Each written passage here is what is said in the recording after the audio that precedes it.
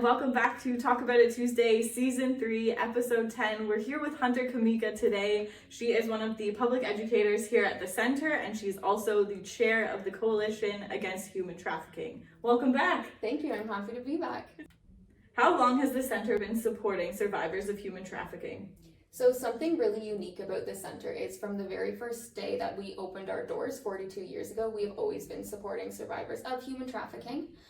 This is something that is really awesome for us because even 42 years ago, human trafficking wasn't something that was talked about very often, much less something that people realized was happening in Sarnia-Lambton. So we're very proud to say that we've been supporting survivors since the day we opened our doors, and we've never turned anyone away.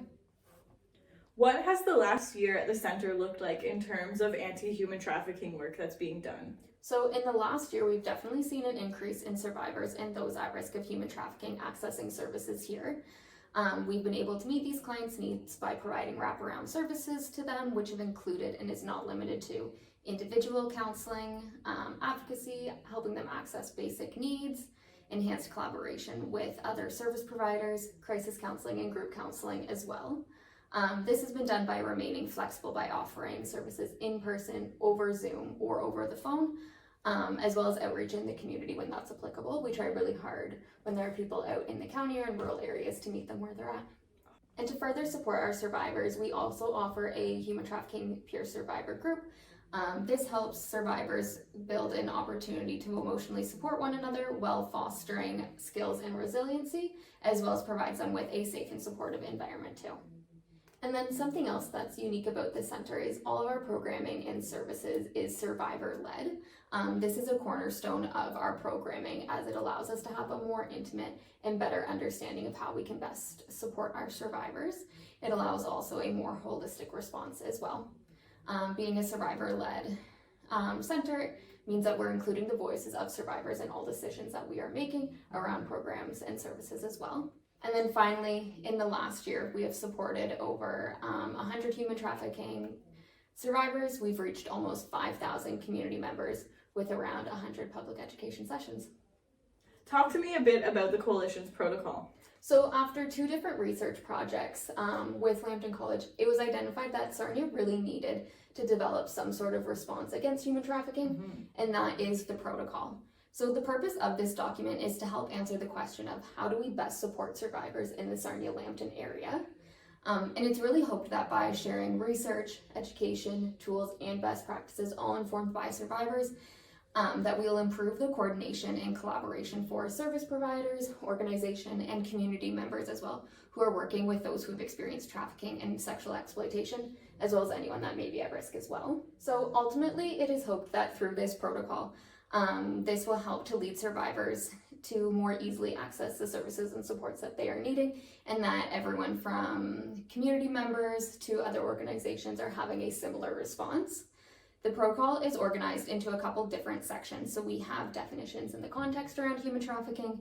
There's further education on human trafficking for those who are looking to learn a bit more. There's also best practice approaches. There's some indicators of human trafficking. And then a really big chunk of the protocol is actually the critical care pathway. So that's divided up into a couple different sections as well. And within the critical care pathway, the aim is to provide access to the most relevant resources that are here in the Sarnia-Lambton area at each stage of interaction with a survivor of human trafficking.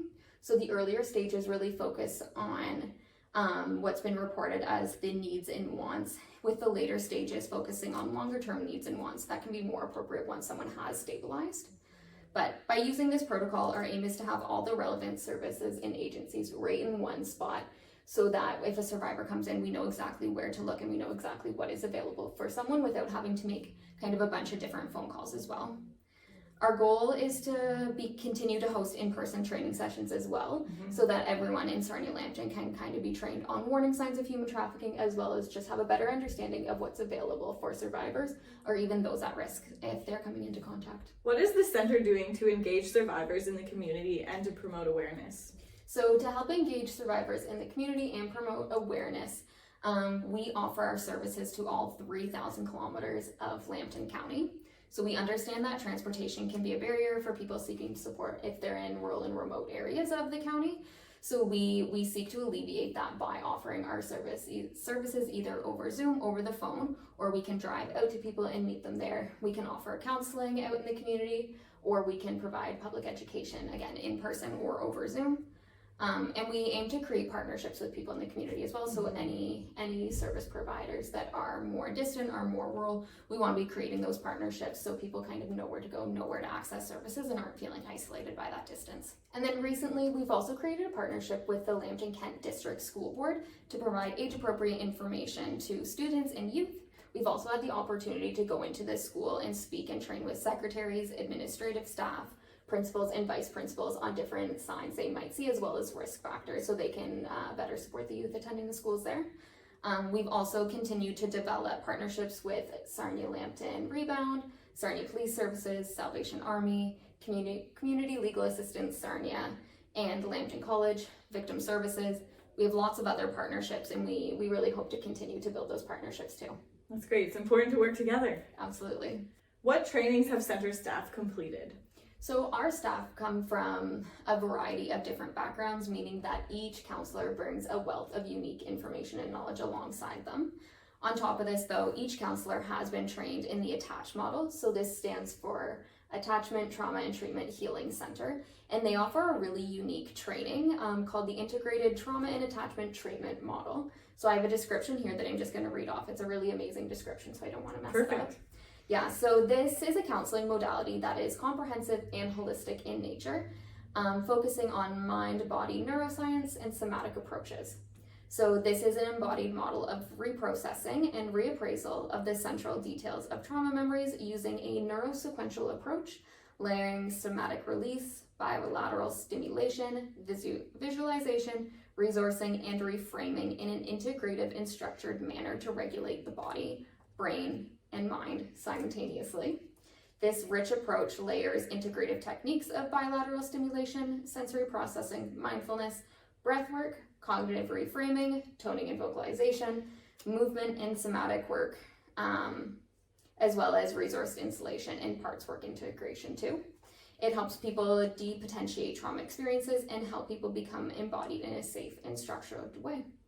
And then on top of this, the center is also ministry trained, funded, and approved, and we invest in the most recent and relevant training for our staff members. Each staff also has their very own professional development budget that allows them to specialize in various trainings and certifications that are relevant to their interests and to their counseling practice. This makes each counselor really unique and has specializations in various areas, as well as keeps us up to date on all the different ministry trainings, as well as the trainings that come out from the OCRCC as well. If someone wants more information on human trafficking or the services offered here at the center, where can they access this? So there are multiple different ways that you can access more information. One way is just calling our friend Holly here at the center, and we'll post our information and numbers, but you can give Holly a call and she might be able to answer some questions, or she'll definitely be able to point you in the right direction of who to speak with. You can also reach out to myself and we could set up a training if that's what you're looking for, or you can contact Trish as well and she can help set up some public education. And then also on top of that, we have our 24/7 crisis line as well. So if it is a crisis, you can always reach out to that line. And again, we'll post that too. Well, thank you again for being here. Of course, I always like to join. And we'll see you on season 4 of Talk About It Tuesday.